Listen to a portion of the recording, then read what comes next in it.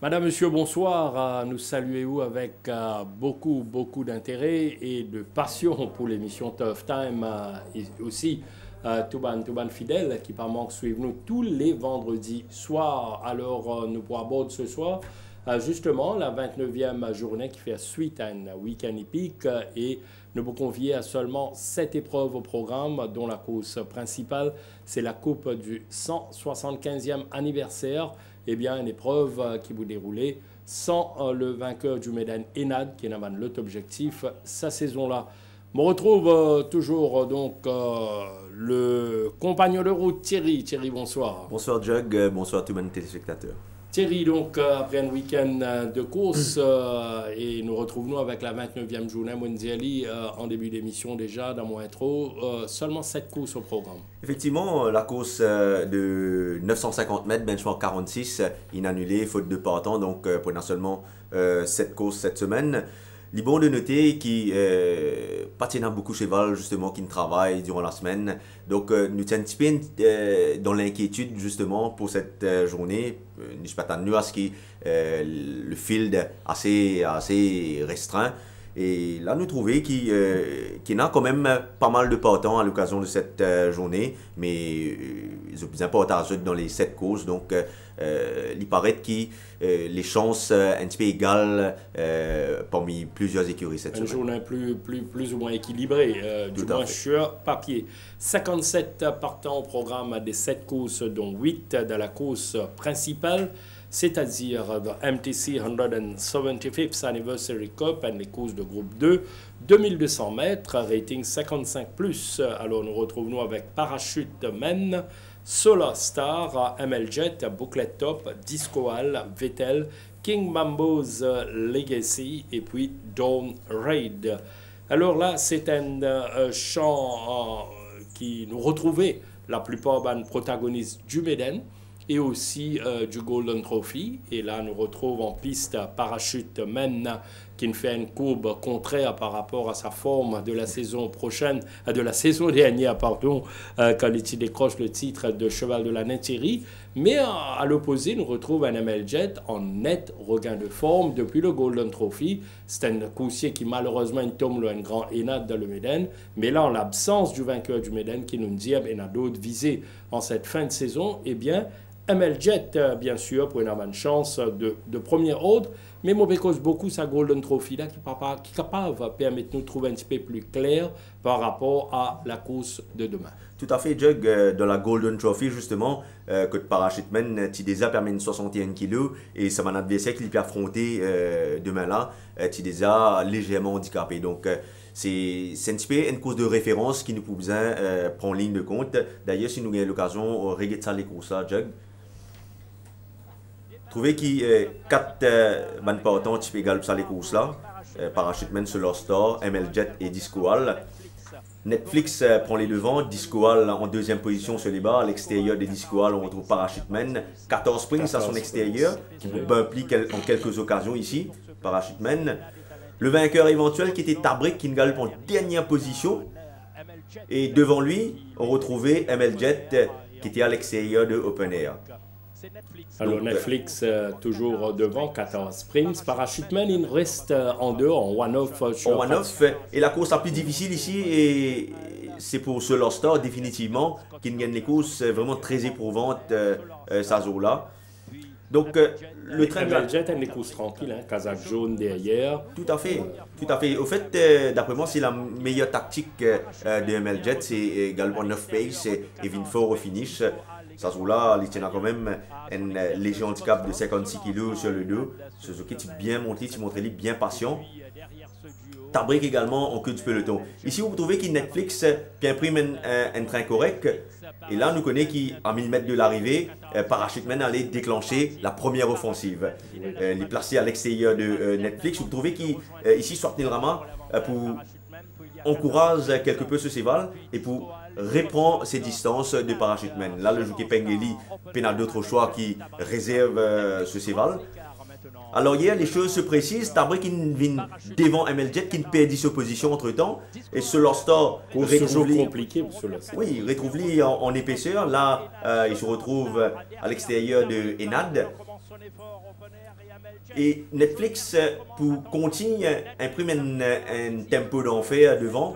Parachuteman va être le premier à se mettre en évidence là, à l'extérieur de Qatar Springs, mais n'arrive pas, comme prévu, complètement à l'extérieur à déboîter sur leur Star. Et complètement à l'extérieur encore, il y avait MLJet. La casaque jaune d'MLJet.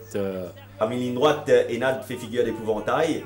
Mais nous trouvons Tabrik avec seulement 53 kg aller refaire beaucoup de terrain, tout comme MLJet qui n'a pas démérité. Et nous remarquons également la très bonne performance de Solar Star dans sa course là. Donc, Zispoudio Wenchpe qui l'osa les courses à jug, que le parachutement peut déjà piapo de 61 kg, ben, il pas le même rayonnement qu'il nous connaît. Dans le Méden également, il n'est pas flamboyant, même si moi pensais qu'il ride vraiment trop vite dans la partie initiale, quand il faisait bounce ces balles là pour garder sa position sur la ligne, comment nous dire. Et moi pensais que c'était pas nécessairement une des meilleures choses à faire, parce que quand il bounce parachuteman il tirait beaucoup et il prend beaucoup de temps avant de resetter le parachuteman et il montre il effondre en ligne droite quand il termine à moins de 5 longueurs de Enad. Bon, je pense que si les petits bounce là, ça joue là, probablement que parachuteman, je ne vais pas dire qu'il bat Enad, mais il termine beaucoup plus près de Enad, ça joue là, qui était dans un grand jour Enad. Oui, et quand nous cause le handicap, nous rappelle que l'écart reste le même, avec 61 kg pour Parachuteman, 57 pour Solar Star et 56 pour MLJet. Oui, d'ailleurs, nous guettons le travail de Parachuteman jeudi matin. Et Mouka dit qu'il se va là très bien en ce moment. Jug. On retrouve Bansi qu'il a démontré. Certainement, Jug. D'ailleurs, avant ce spot-là, la semaine dernière, il avait réalisé vraiment un excellent galop sur 2 tours.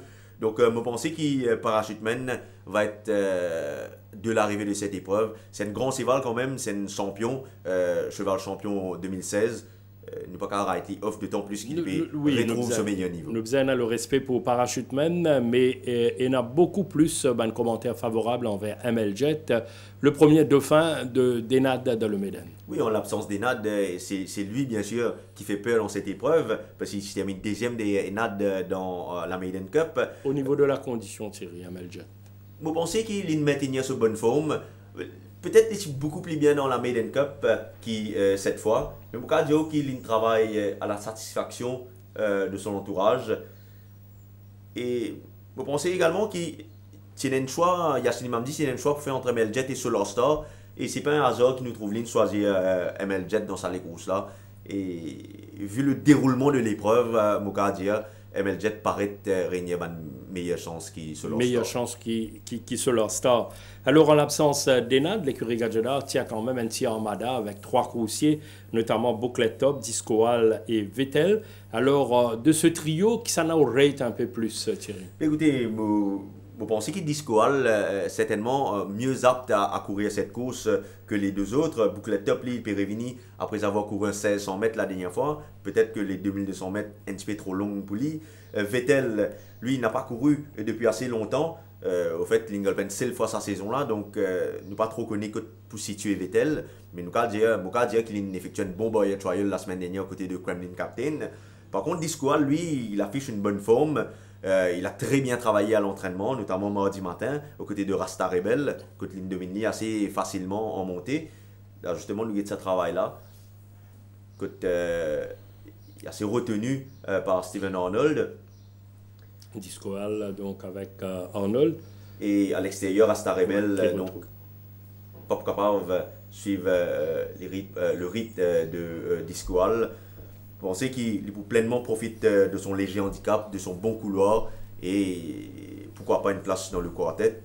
Un outsider intéressant, Discoal.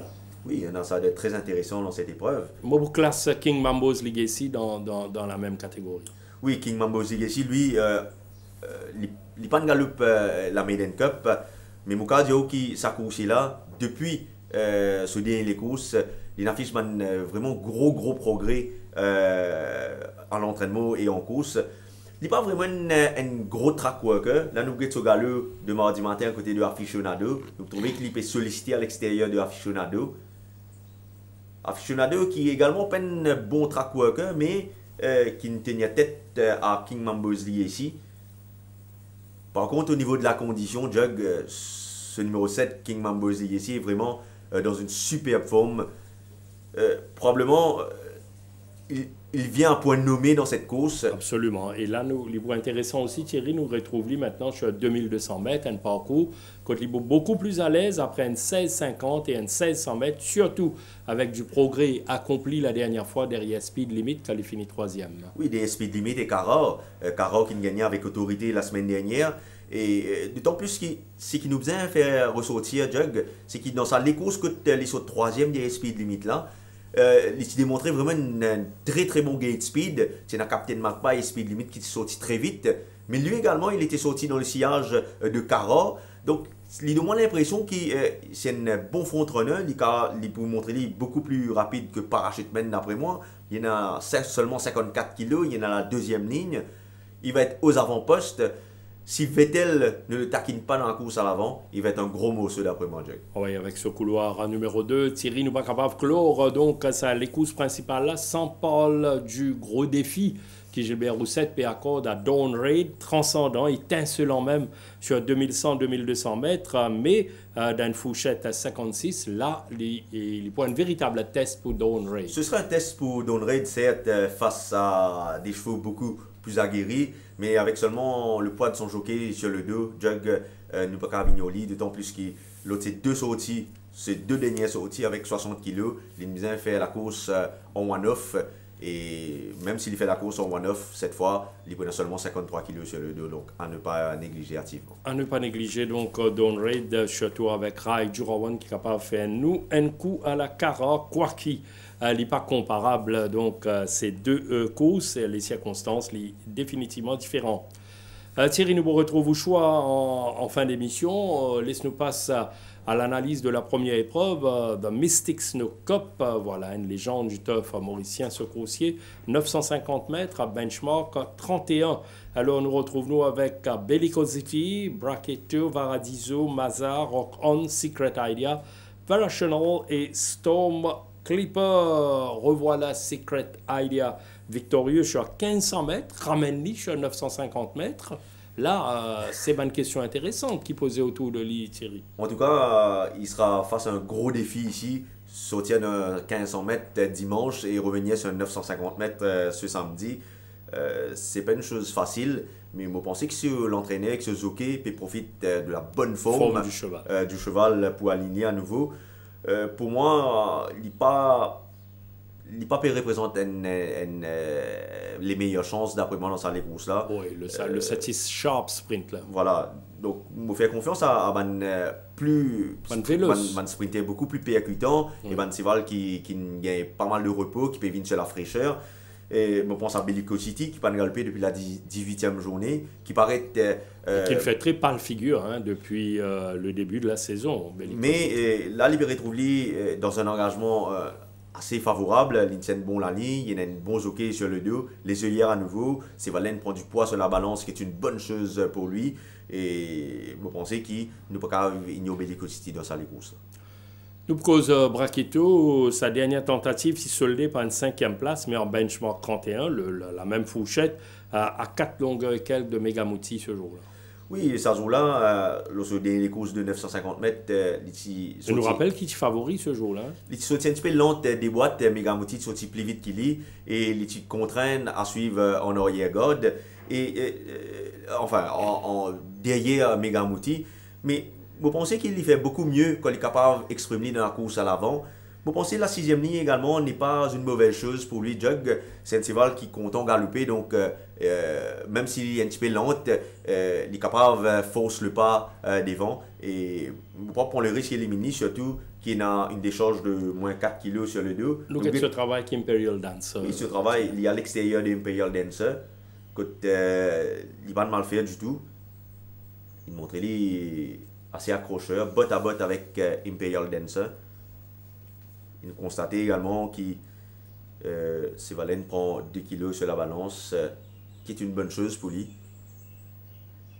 Et lui également ne peut être ignoré dans cette épreuve. Définitivement, donc, pour Brachetto Varational, c'est un cheval sprinter type, 2 bonnes performances, 2 bonnes deuxième places, et la dernière fois, probablement le 10e couloir, il retrouve en épaisseur, en délicatesse sur tout le parcours qui explique sa performance là, ou puis attend à mieux de sa part. Oui, c'est un produit de l'étalon VAR, qui se va un produit linéaire réputé pour être vraiment très rapide, très véloce.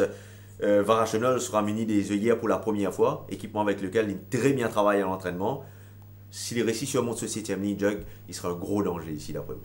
Varational, nous venons avec le numéro 8, Storm Clipper, qui fait à mon cause Storm Clipper, Thierry, mon cause sa course de référence quand il finit second sur 950 mètres derrière Megamouti. Oui, l'Osale Kousa, Jug, nous vous a accordé beaucoup de crédit. D'ailleurs, c'est une belle occasion, Getsale Kousa, Jug, vous trouvez qu'il tient la 6e ligne, ça là. Il a 56 kg sur le dos. Après un départ un peu quelconque, Swapnil Rama décide pour ramener en arrière-garde. Puis il y a également Secret Idea dans sa course qui peut retrouver derrière Brachetto. Là, il peut gagner les bords derrière Secret Idea, lui, Storm Clipper. Si voilà pas pour capable de progresser, parce qu'il y a quand même beaucoup de chevaux qui poussent devant lui quand le sprint sera lancé. Ouais, il est toujours dans le dos de Secret Idea ici. Là, Megamouti a une belle marge de manœuvre. Il retrouve lui très loin de Megamouti ici. Ici, le sprint est lancé et Secret Idea est lancé par Vikram Sola à l'extérieur. Il va passer à la corde, il va... Et puis, il choisit de opter pour venir en pleine piste. L'extérieur, parce qu'il pourrait le clear S-run voulu. Et il peut bien accélérer ici. Il domine Secret Idea.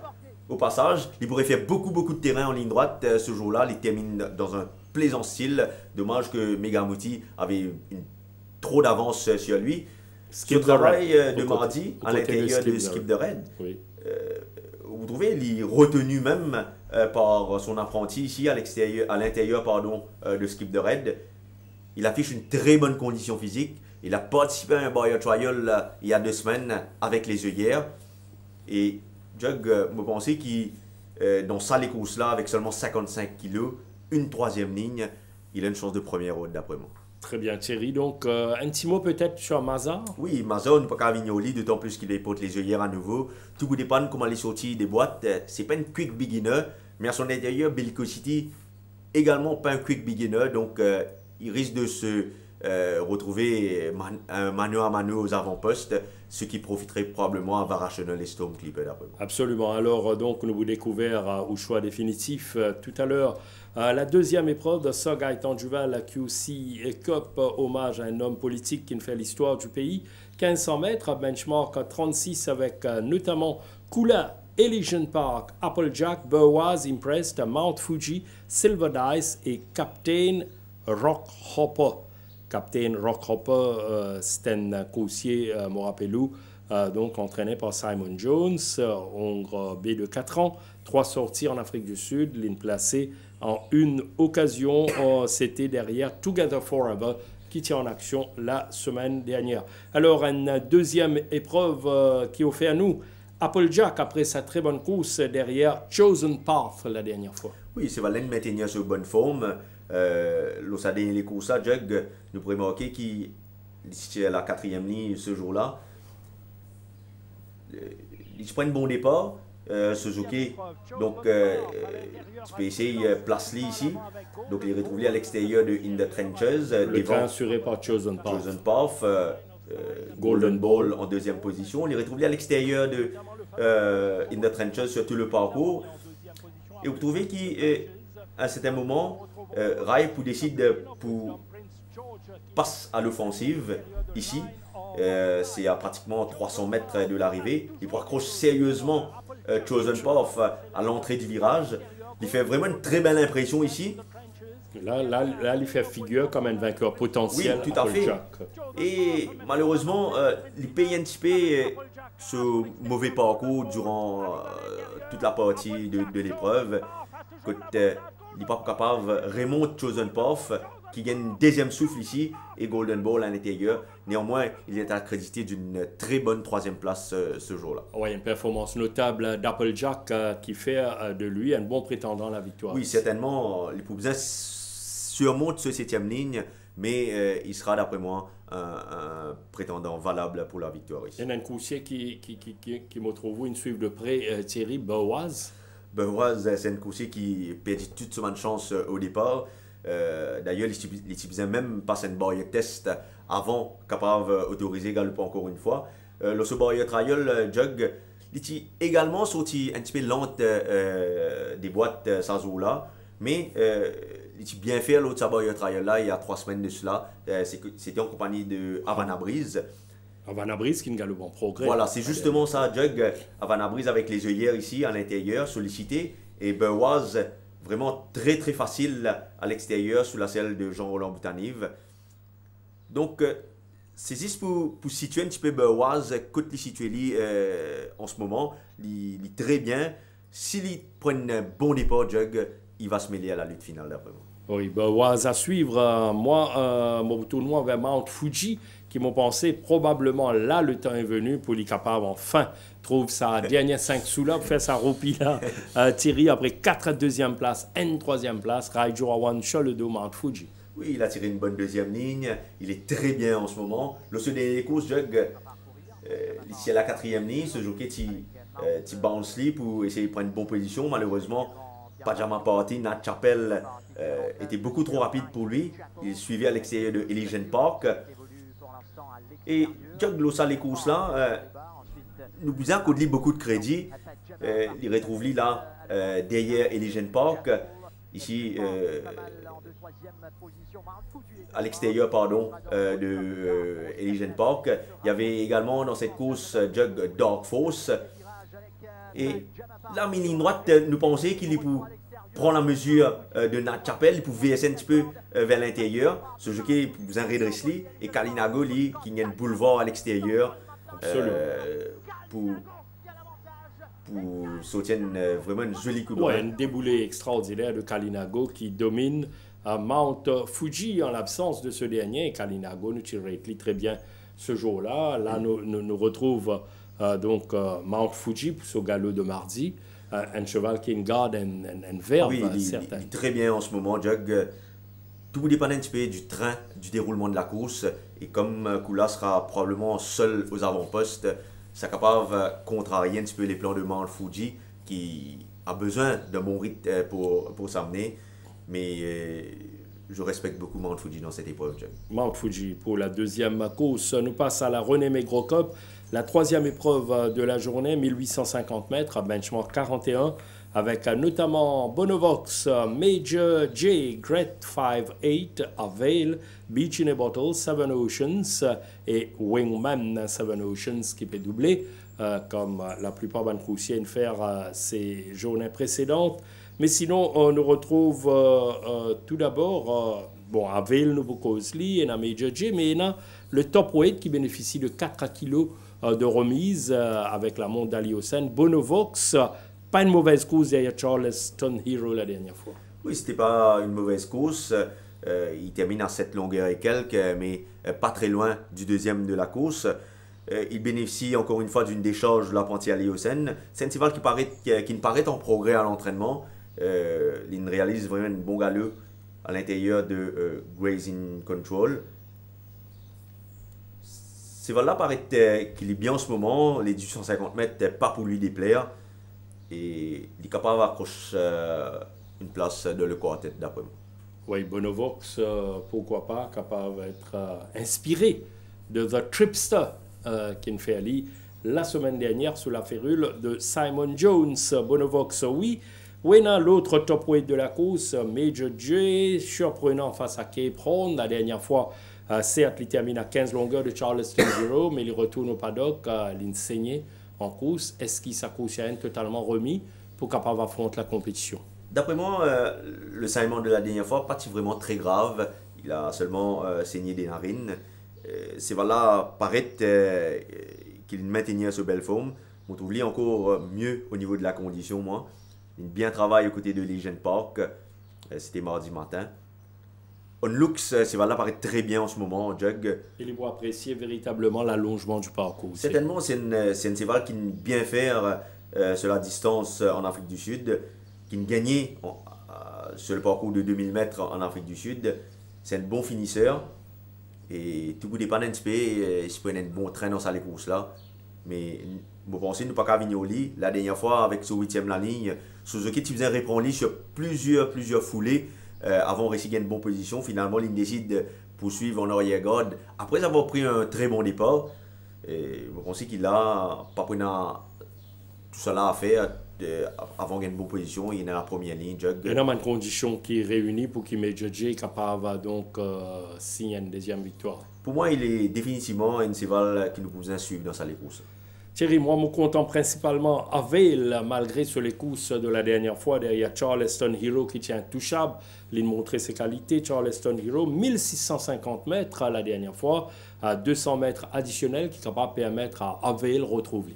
Oui, je pensais que Charleston Hero était beaucoup trop fort. Là, il retrouvé un engagement que Pena, un grand champion dans sa course là. Il tient une bonne ligne, c'est un cheval qui possède du pas.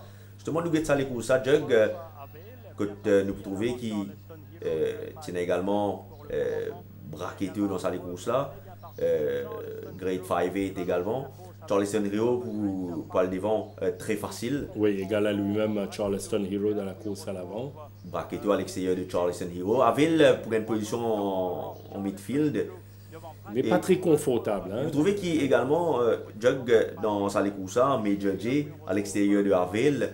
Il y a un parcours très difficile, ce qui est répond ligne métier à l'arrière. Il y a également Beach in a Battle à l'intérieur de Avail. Quand le sprint est lancé, Avail doit contourner tout le peloton. Et devant, comme Charleston Hero avait réduit la course à un sprint, il allait facilement sprinter Jug pour s'offrir cette victoire. Avail pour terminer troisième. Pour sortir un brillant finish. Un peu one pace hein, en pleine ligne droite. La deuxième place revient à Top of the Rock. Troisième Avail. Ici, au niveau de la forme actuelle d'Avail. Il a maintenu une bonne forme, Jug. Il a travaillé vendredi, un très bon galop. Aux côtés de Mighty Lion. Et vous pensez que Jug, comme il n'y a pas un véritable frontrunner dans cette épreuve, il pourrait prendre la direction des opérations ici. Et beaucoup d'options pour Avail. Il a une sérieuse option d'après moi. Il a les cartes en main pour renouer avec le succès. Peut-être un petit mot le Seven Oceans qui peut doubler Thierry avant qu'il nous progresse. Oui, certainement. Lui, il va apprécier le parcours allongé. C'est un genuine performer. Il portera seulement 55,5 kg sur le dos à suivre. Car les coursiers qui courent pour la deuxième semaine consécutive sont beaucoup plus percutants.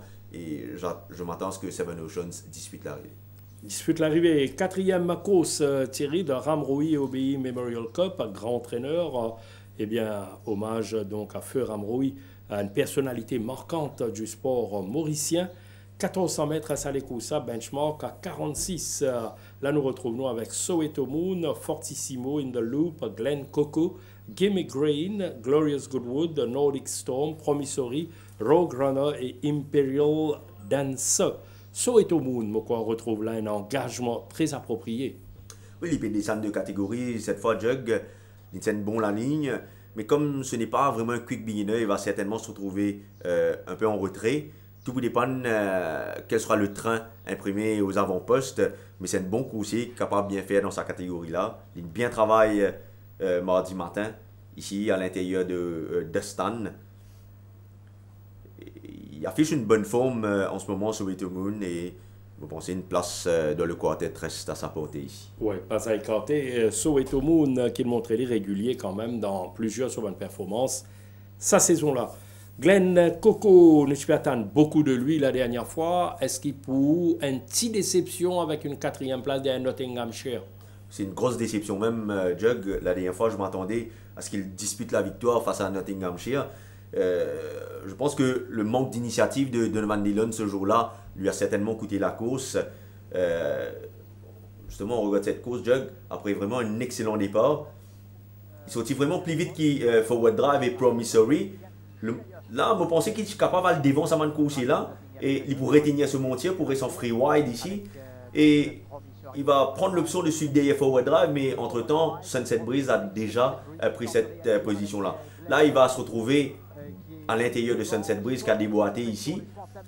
Et quand le sprint est lancé, Jug être un facile peu pour trop les loin. dégager déjà du peloton et Nottinghamshire a une gain quand même une marge appréciable devant. Voilà, d'autant plus qu'il a il pas vraiment montré lui très percutant en ligne droite.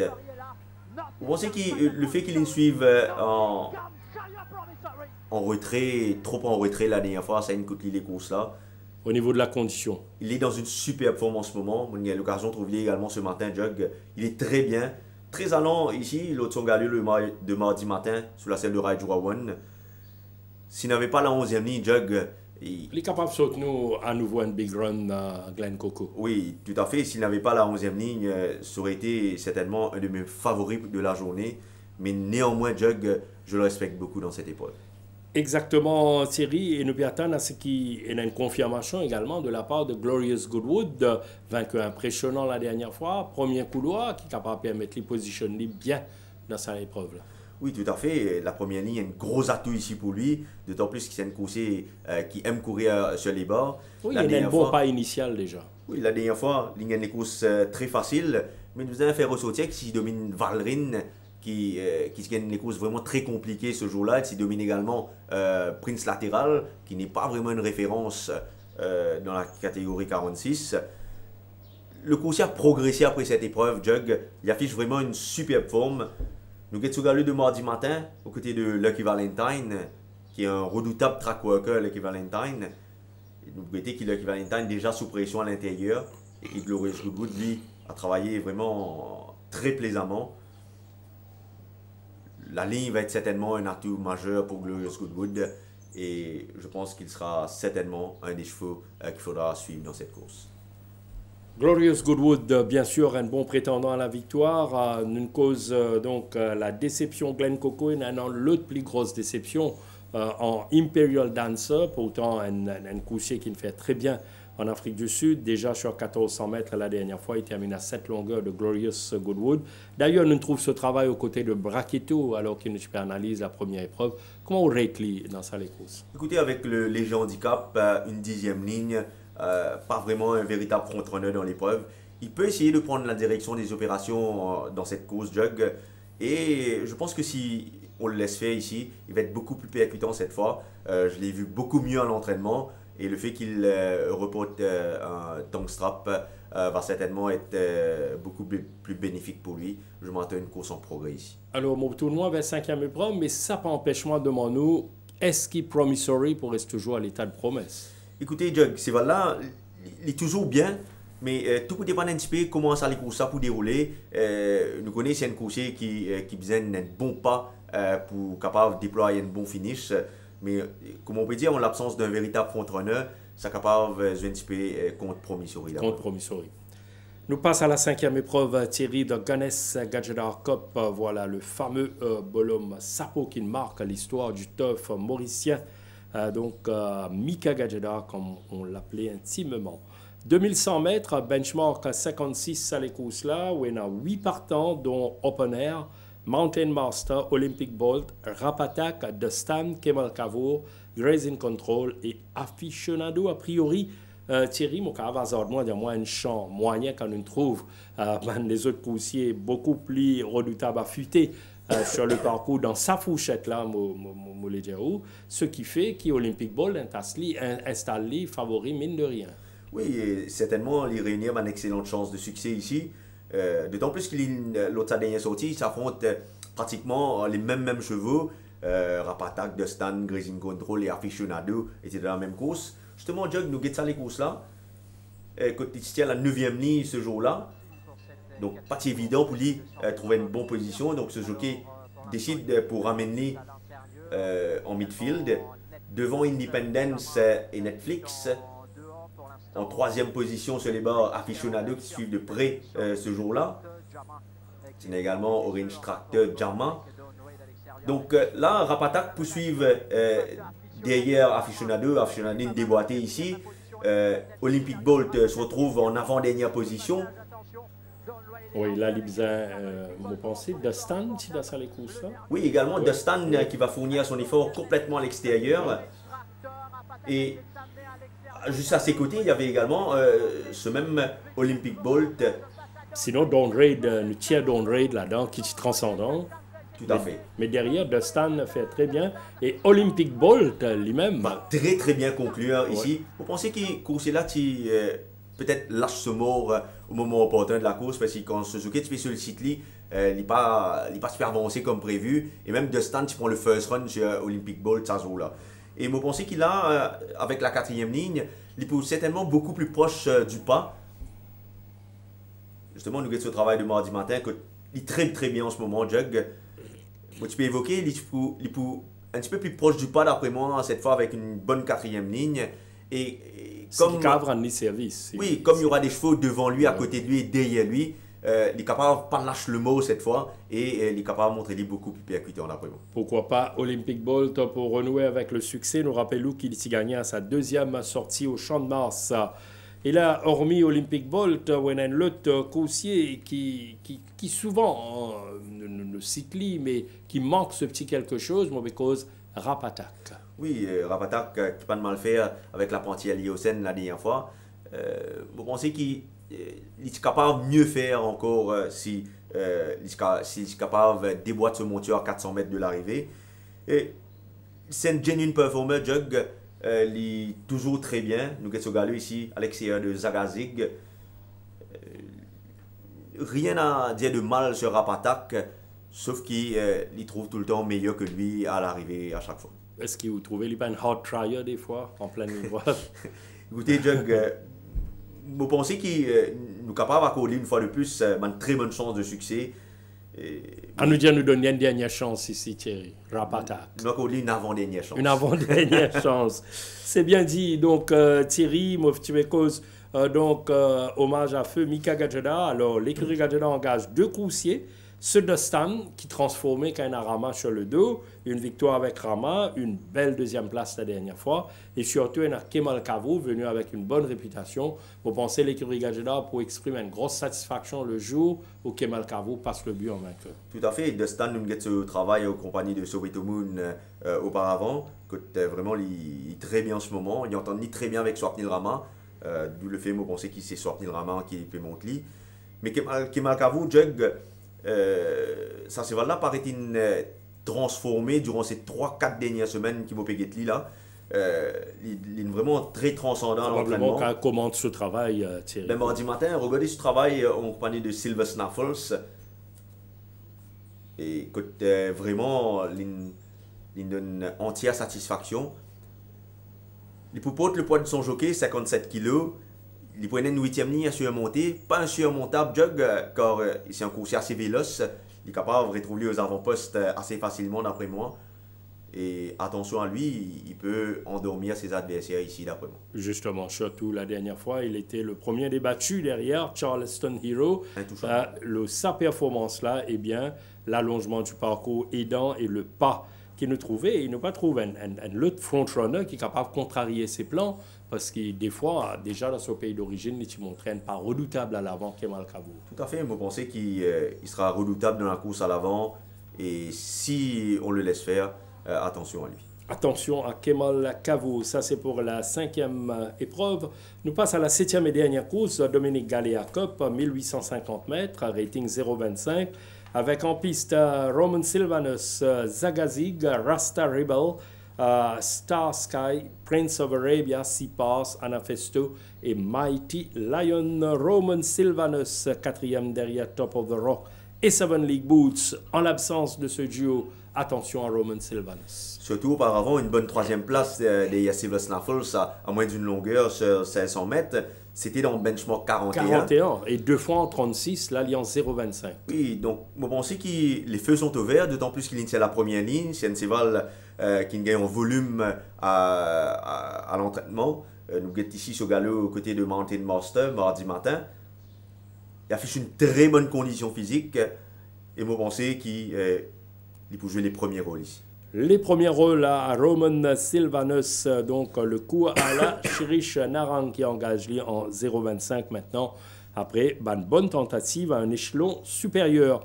Zagazig transformé, une victoire face à Montante, et bien, performance très encourageante derrière Hamas la dernière fois, fort d'une 3e place. Oui, c'est Valin maintenir sa bonne forme. D'ailleurs, nous sommes allés aux côtés de Rapatak. C'était vendredi dernier. C'est Valin, il apprécie sa distance-là. C'est une galopeuse, c'est une strong one-pacer. D'ailleurs, le victoire face à Montante, il y a une course éprouvante en épaisseur. Malgré cela, il domine Montante et il domine également ce jour-là Ramas, qui termine 4e. Le sortie suivante, Jug, Ramas, qui gagne les courses-là, certes. Justement, nous guettons ça les courses-là.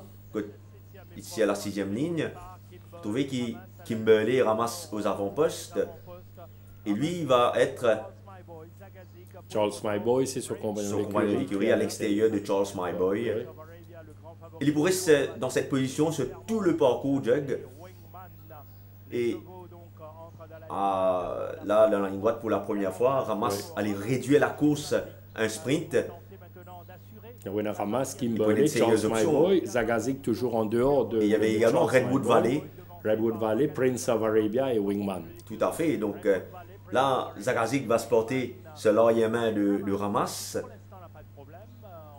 Course difficile pour Zagazik. Déjà sous pression à 400 mètres de l'arrivée. Oui, il lance une offensive ici. Il pousse Ramas un petit peu à l'avant, mais là, Ramas prend ses distances facilement. Hein. Et là, nous trouvons qu'il peut concéder exactement. Nous peut penser qu'il peut faiblir. Il peut effacer. Mais il montrait vraiment très accroché parce que Redwood Valley, qui était derrière lui, ben, il allait rester derrière Zagazik ce jour-là. Donc, Zagazik, sur cette performance, Jug, nous pas qu'à venir sa course là, c'est un strong one pacer. Et vous pensez qu'il est capable de disputer l'arrivée ici. Bonne carte importante pour Zagazik ici. Nous passons au numéro 4, le représentant de Pritam Debi. Oui, Star Sky, une course en gros progrès la dernière fois face à Swinging Captain qui était intouchable ce jour-là. Vous pensez que malgré la 8e ligne, il y a une sérieuse option ici. C'est une course qui n'a pas une bonne vitesse initiale. Et en l'absence d'un autre frontrunner, à part Mighty Lion, ben, Star Sky peut se retrouver aux avant-postes. Une bonne réplique à Great 5-8 lors de son galop. Très bon galop aux côtés de Great 5-8, à l'extérieur de Great 5-8 ici, sur la selle de Dinesh Souffle. Vous trouvez qu'il peut prendre la mesure de Great 5-8 assez facilement. Le cheval est très bien en ce moment et attention à lui, il peut causer une petite surprise ici. Maintenant, pour revenir au favori de la course, qui est Sipass. Devancé par Without a Doubt sur 1500 mètres. Là, nous avons tendance à dire qu'il a l'allongement du parcours pour nettement à l'avantage de Sipass. Oui, c'est une course qui est bien fait sur plus long en Afrique du Sud. C'est une course qui est castrée après ce premier les courses. Après ce deuxième les courses, pardon. Il ligne beaucoup mieux depuis. Définitivement, il ligne beaucoup mieux, Jug. La dernière fois, même si le parcours était beaucoup trop court pour ses aptitudes, il ligne bien conclure pour terminer deuxième derrière Without a Doubt. Vous pensez qu'il là, il sera vraiment un adversaire coriace ici. Et pour moi, il devrait pouvoir disputer la victoire. Le choix numéro 1 pour la victoire, à n'en pas douter. Sipass ne passe les 7 épreuves au programme. Thierry, donc, nous laissons maintenant concentrer tranquillement les différents choix de la journée, alors qu'il nous retrouve le tandem Kamlesh et Ravi pour les dernières nouvelles venant de Floréal concernant plusieurs partants de la journée de demain.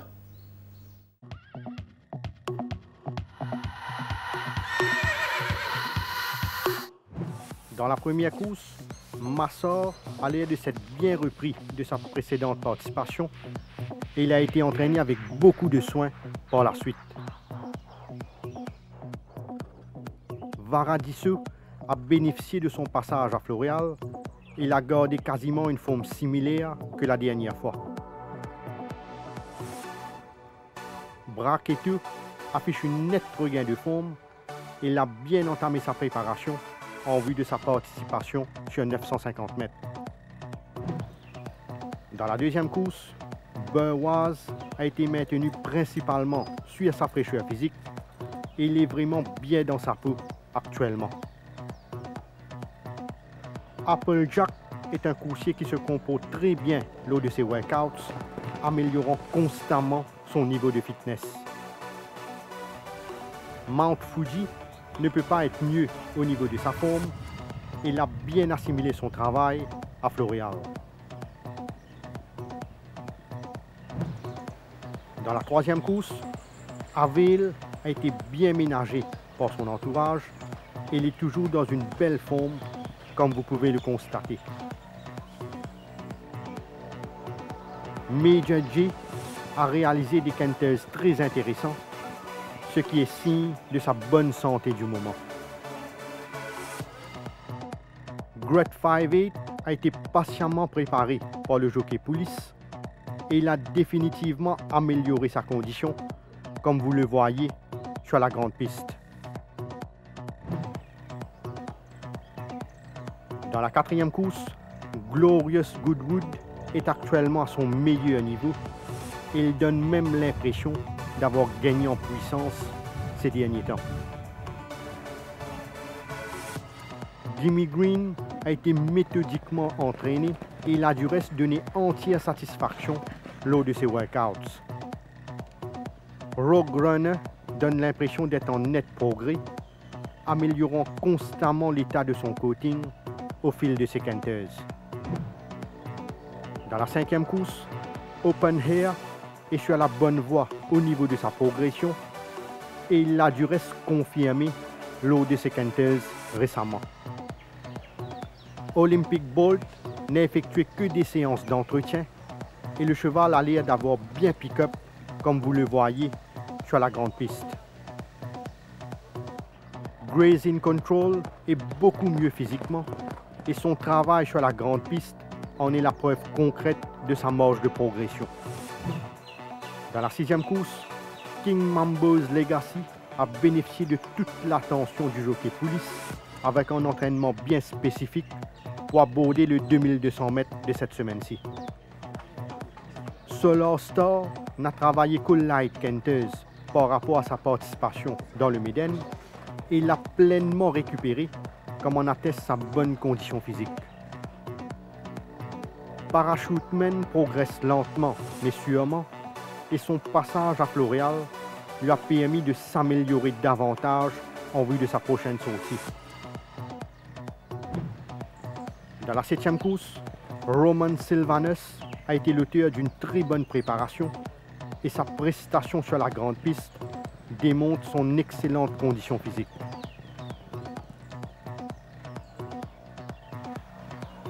Sipas a été maintenu sur sa fraîcheur physique, mais le cheval s'est encore rapproché de sa forme optimale. Star Sky a encore gagné en condition, donnant une indication qu'il s'est pleinement acclimaté aux conditions locales.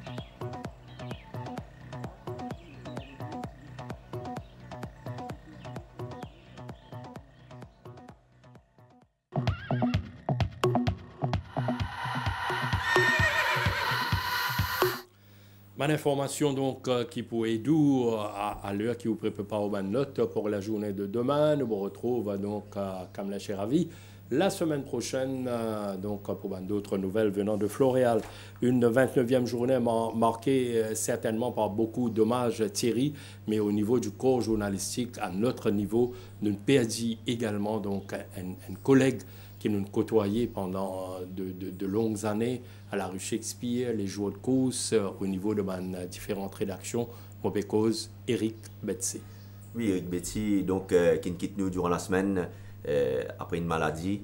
Donc, nous tenions à présenter une sympathie à toute la famille de Eric et tous ses amis, ses collègues de travail et à toute la famille l'Express Stuff, donc avec qui il souhaite collaborer.